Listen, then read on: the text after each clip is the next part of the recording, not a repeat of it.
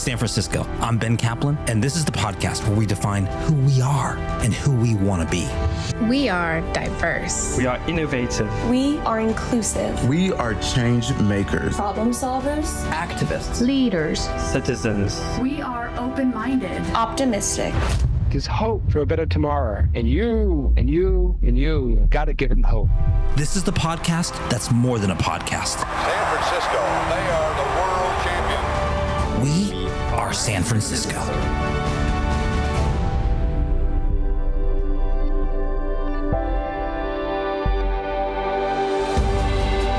Welcome to We Are San Francisco. We're chatting with Danny Sauter, who is Supervisor-elect. Has a nice ring to it, Danny, for District 3 in San Francisco. To start off with, in San Francisco, it's not quite like a definitive moment where you kind of see results coming in, but you have a sense. But what was that like? Did it match your expectations? Was it different? What is it like to be a candidate who's invested so much for years and then to have it pay off? It's an amazing feeling. So it's it's something that myself, but more importantly, so many amazing people around me invested in for a long time. We had supporters from 2020 that were back with us in 2024. And we just felt a lot of love and support from District 3, from all of our great neighborhoods. So to see it all come together, to see those first results come in on election night, it's hard to describe. It's a great feeling. It's an overwhelming feeling. It is, also one of those things where you don't want to put too much stock in those early returns because we know that they can change and that they do change. It's like, this looks good, but like, knock on wood, don't, Exactly. This. We saw the first results, waited for the second results, and we liked those as well. And then we made a little, a speech of sorts at our election night party after the second results to just say that, right? The results look good, much more to count, but we're in a good place as we are where we wanted to be. And that's exactly how election night went. And then each day after that, the results updated at 4 p.m. And, those continued to look good. And so it was about 2 or 3 days after where we had just a lot of confidence that we were in the right position. We had that confidence on election night, but we wanted to kind of wait another day or two just to be extra sure. What did your wife say to you? What did you say to your wife? What was the emotion like? What transpired? Maybe not in front of everyone at the party, but just between the two of you.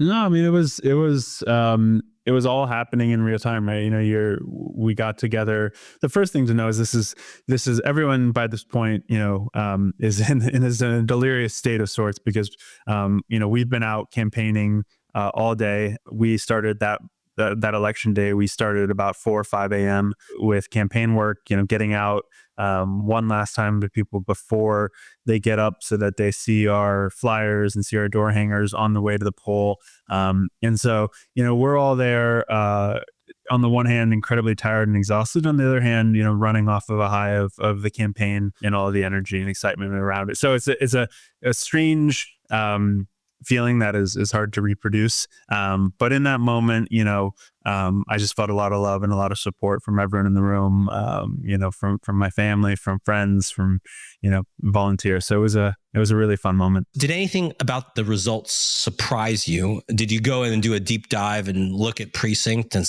look at demographics? And District 3 has a vibrant, community of lots of different backgrounds and ethnicities and people who speak English and people who don't speak English and all of that. Did anything surprise you or anything that we can learn from your campaign and the results moving forward? Yeah, I mean, we were really proud of the results and really happy with the results.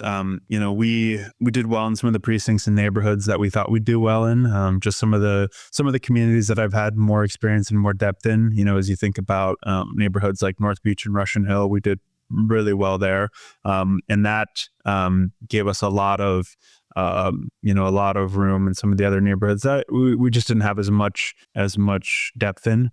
So some of the areas that, we know we need to continue to build relationships in, neighborhoods like Lower Nob Hill and neighborhoods like Chinatown that we know, we have more room to improve and meet more residents and kind of earn that trust because, it's one of these things where, even if you win by a large margin, you should always be humbled and always remember that, 40% or 45% or whatever it is of people didn't vote for you, right? And I see that as something where it's incumbent upon me now to earn their trust and to show that even if you didn't vote for me, that hopefully I'll get to the point where that I have the best intentions in mind, and I'm going to work really hard over these next 4 years to earn your trust and hopefully maybe a vote next time.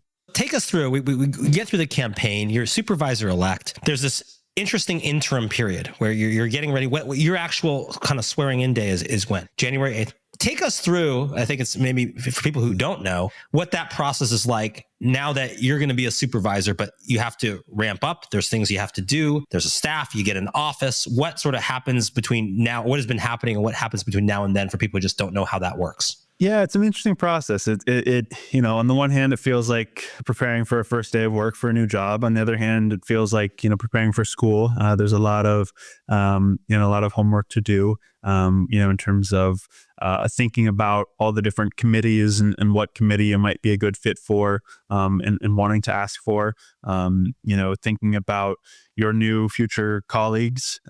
We've met with a number of colleagues. We've had conversations with department heads. So I think it does very quickly shift from election mode to management and governing mode, and thinking about, these are the people that I'm going to work with now, and let's do everything possible to set ourselves up for success. Some of the first calls I got after the election were from people who didn't support me. And I appreciate that because they, showed that, let's put that behind us. Let's figure out a way to work together. And that's really where I think the voters and the residents of San Francisco are right now, which is that they want collaboration. They want to move forward. They don't want the petty grievances of politics that get in the way of progress in our city. Have you made any staff decisions? Yes.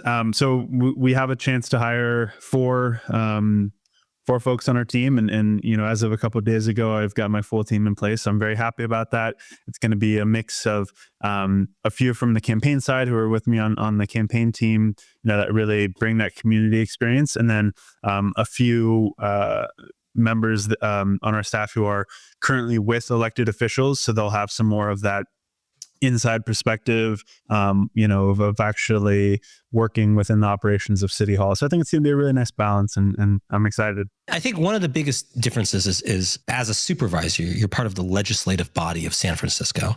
That doesn't mean that there's some things you can do on your own, but most of the things you can't do on your own. How do you start thinking in a campaign? You're mostly thinking about your own agenda, your own positions, just what would you do, and not as much thinking about practical considerations of just doing things. So how does that sort of change now? And what is your goal for, let's say, after January 8th, things that you want to move forward, your agenda, but one, you're a supervisor, you're not mayor, but two, even mayor, you're not king, you're not emperor, you can't do everything. What is your focus? That's exactly the process we're in right now. And so I've had a chance to sit down with the mayor-elect and, basically go through, hey, what are our respective priorities and where do they have overlap? One of the things we talked a lot about was that given that I'm representing District 3 with the financial district, with Union Square, with Fisherman's Wharf, I said to the mayor-elect, anything related to downtown recovery, anything related to tourism, hospitality, let's work on together. We both need to be leaders in that because,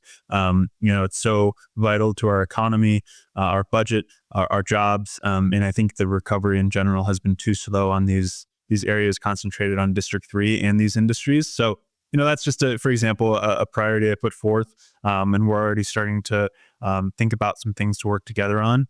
And it's the same thing with all the other supervisors. Some of them I know a little bit better than others. Others, we would just kind of see each other at events throughout the year, being at the same debate or being at the same forum. And so now it's a chance to get a little bit more depth to the relationship and say, you represent these neighborhoods that are completely different than District 3 neighborhoods. Where are the priorities that have overlap, right?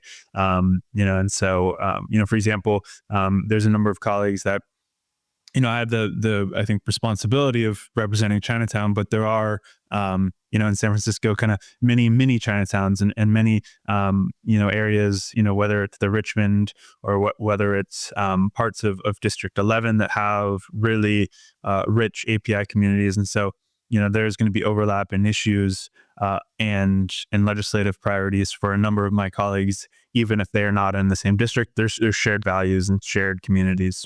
The Board of Supervisors in San Francisco has been quite political. There have been a lot of factions formed. There's a sort of the sense of the kind of the sort of far left progressive, or of the moderate faction, which you would probably identify with. But do you have a sense of, do we have any chance for like a reset of that and a way to work better together? Is it truly like, yeah, everyone sings Kumbaya for like swearing-in day and then it all goes out the window? Or do you think there's a chance that this new crew, just based on your conversations, could, maybe find ways to make it a little less political and more like progress, like results-based?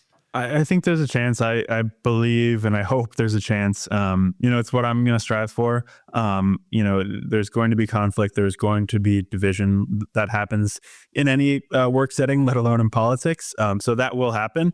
But I think we have to remember that, think about the mandate that the voters sent when it came to mayor, right? They elected someone who has very little to no political experience, and that is both the mayor-elect's greatest strength and greatest weakness. But out of that, it was I think a resounding call for change, a resounding call for a new direction. I know that the mayor will remember that, but we better remember that as Board of Supervisors, which is that I just think about on my campaign. I had the chance to knock over 12,000 doors myself, and very few I could probably count on one hand, the number of people at the door who asked me, "Hey, are you a moderate? Are you a progressive? Are you a Democrat? Are you a Republican?" They didn't ask that. They asked, "Hey, what's going on with that empty storefront across the street? It's been there for 5 years." They asked, our trash can disappeared and it's really dirty around here. Like, can you fix that? And those are the things that they asked about. Those are the things that they expect, particularly supervisors, to have their pulse on and to actually change and improve. So that's what we have to remember. What are some of the things that you think that like we could just look at with a fresh set of eyes? That yes, there are best practices for how, city government is supposed to work, but is best even best? Or are they just like old practices, not best anymore? What are some things that you think we could look at as more of like, oh, we have more of a mandate for change, to actually change some things that just because they always have worked this way doesn't mean they have to be that way? Yeah, I think there's, some examples in San Francisco, but I think one of the things we don't do a good enough job of is looking at other cities and studying other cities, right? The challenges we've seen in the last few years around the drug crisis, for example, are something that have impacted most major U.S. cities, particularly West Coast cities. And we should be studying what's working in other cities.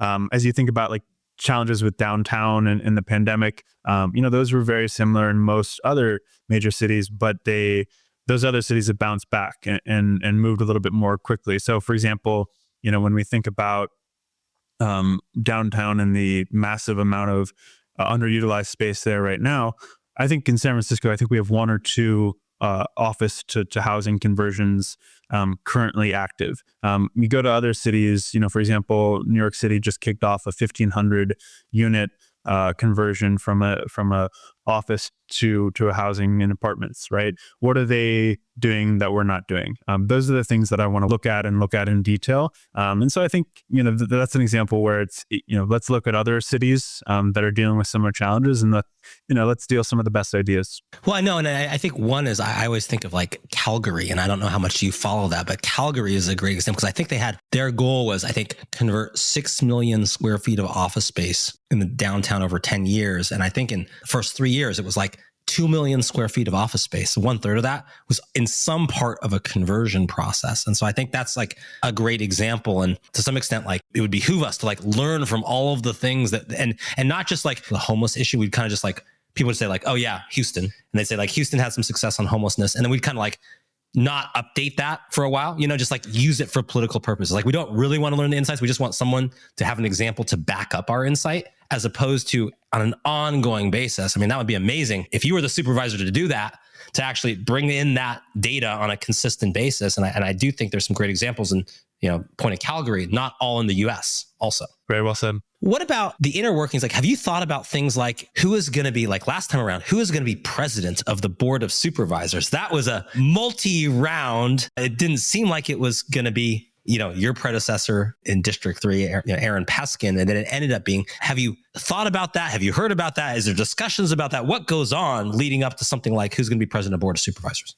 Yeah, there's certainly been discussions. I mean, it's it looks like we have a few highly qualified candidates. These are some of the members that are a little bit more senior, which I think makes sense, especially in this climate, to really have a steady, experienced hand at the helm. I'm just in a mode right now where I'm listening to pitches and I'm listening to arguments on why one person might have a different style than another. I will say that the candidates that I know of and the candidates that have made the pitch to me, I think again, I think we'd be in good hands. I will say it's not a situation where I would feel like we'd be going down a wrong path with any of the choices.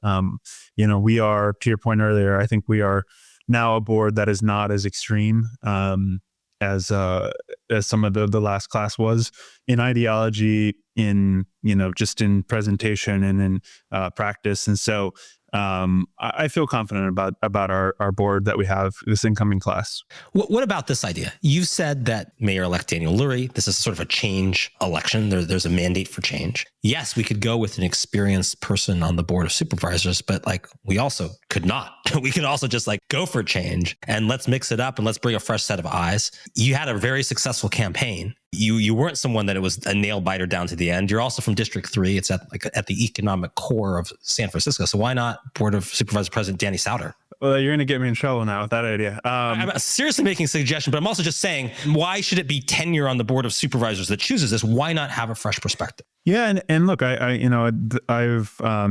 was reminded that is actually what David Chu did when he came in 2008. He won his election. He was a new supervisor, and he was then quickly elected to be board president. So it has happened. I think it's a question of, we have a new mayor. We have 4 of our 11 board members, 4 of our 11 new supervisors are totally new. So I think it's possible, but there also is, something to be said at this moment as we face some challenges of, balance. And I think that's what we'll see where it ends up. If you had one thing you could do on the board, I've asked you this before the election, sort of the magic wand question, which is one thing you could do as supervisor. Now we're sort of going beyond, but one thing you could do in the body of the board. What would you do, given what you know of the Board of Supervisors now? If you were yep, Danny, today you get to implement one thing, one change of the way the board works, what would you do? You get asked this question over the course of a campaign a lot, and you're right. Now it starts to, I think it starts to change right now as you're transitioning to office. I imagine my answer, in 6 months or a year might be a little different as well, because you have to kind of blend what's possible with what you really want, right? I think at this moment, I'm thinking about the first few months on the board, and how we have the right start and how we set the right tone, both myself and our entire board. And, some of the things that I've already expressed that I want to work on very early on with other board members. We talked about everything related to downtown. I think that there is so much low-hanging fruit as it relates to burdensome permits that stand in the way of small businesses in our city, particularly in District 3. A lot of the changes that have improved the small business climate in San Francisco in the last few years actually carved out District 3. And so there's a lot of changes that don't apply to District 3. For example, flexible use retail is still banned in most of District 3. This idea of having 2 uses under one roof. If you want to have a bookstore and a coffee shop under one roof, you can't do that in most of District 3. And so that's a very specific example that I point to where, let's start with some of the low-hanging fruit like that.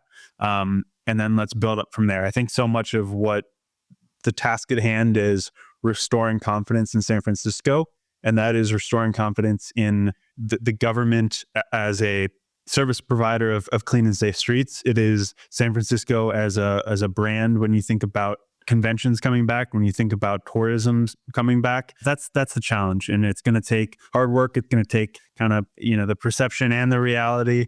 But that's what I'm looking forward to working on. Have you had productive, helpful conversations with your predecessor in this position, Aaron Peskin?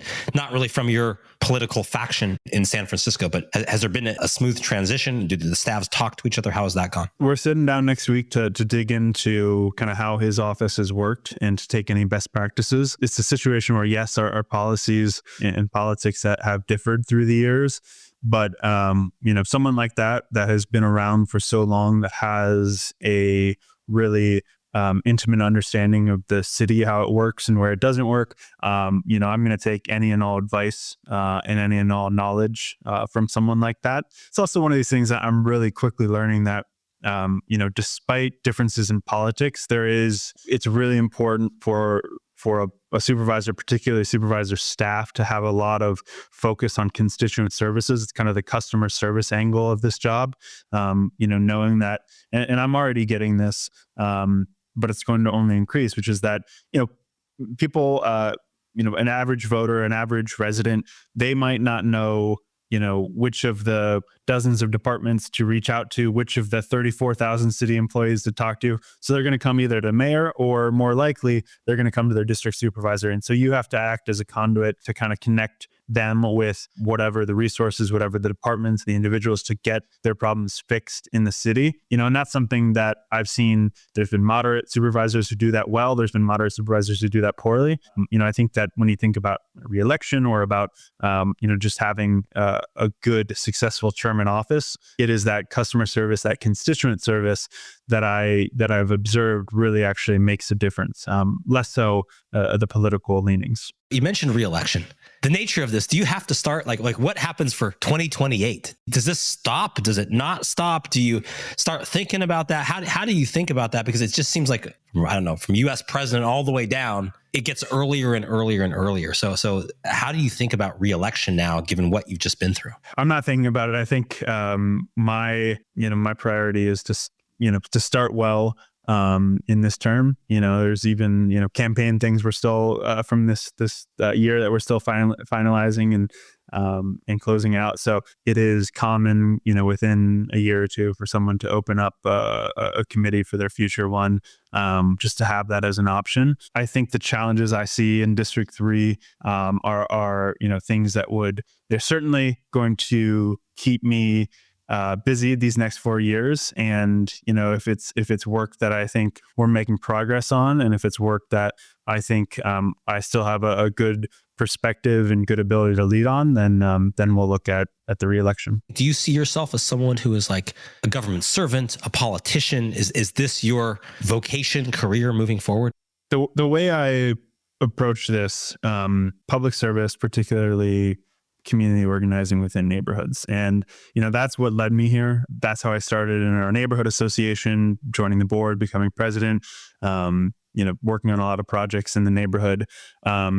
And, it's always a question of where can you be of best service at a particular point in time. I don't have a path set out that, has different timelines and different roles that I need to be in. I think it's politics for me, and ask me this in the future, but right now politics for me is a way to make changes, particularly these really specific focused neighborhood changes in District 3. And I think that's an amazing opportunity, and it's one I'm very excited about. What lessons do you learn from this whole journey from you? I mean, for those people who don't know, you ran for District 3 Supervisor before, I think, which gave you a bit of momentum, competitive race with Aaron Peskin, been in there a long time before. You didn't win that one, but that kind of gave you some momentum. But then you had to, you were continuing to community organize. You did things like, study Chinese language, which gave you a better ability to talk to. So you invested years in this process. What do you learn from that? What do you do others who might be interested in getting involved, running for office? What is the lessons from that whole journey? I think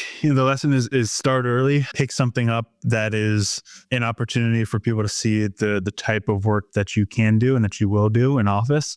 I had so many people who would say to me that they felt like, I was already doing this sort of work, even before being elected by supervisor, or, I've already made a big impact in the neighborhoods. And that was, really exciting to see. That was also, something that gave us a lot of confidence going into the election.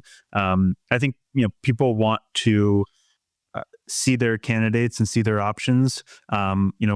At some point in the campaign, everyone starts to sound very similar. You start to have, similar ideas, or at least, the ideas sound similar. So people are going to then look at, backgrounds, experience, commitment to the neighborhoods. And I think, in our race, for example, we had someone who moved into this district last year just to run for office. And I think that voters did see through that, and voters want a commitment to the district and the Sauter neighborhoods, especially in a race like supervisor, which is all about representing very specific neighborhoods, very specific challenges. So, if you're interested in a supervisor seat in the future, start now, make an impact in your particular community and neighborhood so that people see that commitment and see what sort of leadership and style you might bring to office in the future. Well said.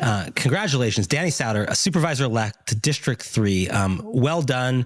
I think sometimes people don't realize how much of a personal sacrifice it is and how much of an investment it is. But, at many events around town, I always saw your face there and you were there, and there's no guarantee at the end that it all works out. You do it kind of as a leap of faith, and at times no one believes in you, and you just got to believe in yourself. And so it's a great story, and just from our interactions, I just know it couldn't have happened to a nicer guy. So congratulations, well done, and kind of inspirational for others that are willing to put in the work that good things can happen. Thank you, Ben. That's tremendously kind, and I'm excited, and thank you for those kind words.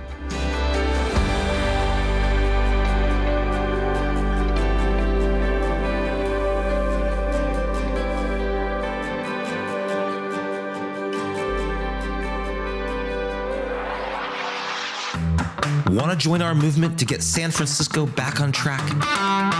Attend a We Town Hall event or stop by our popular We Happy Hour meetups.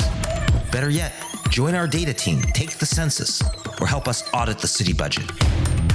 To join the movement, text us at 415-301-6700. That's 415-301-6700. Or learn more at wesanfrancisco.org.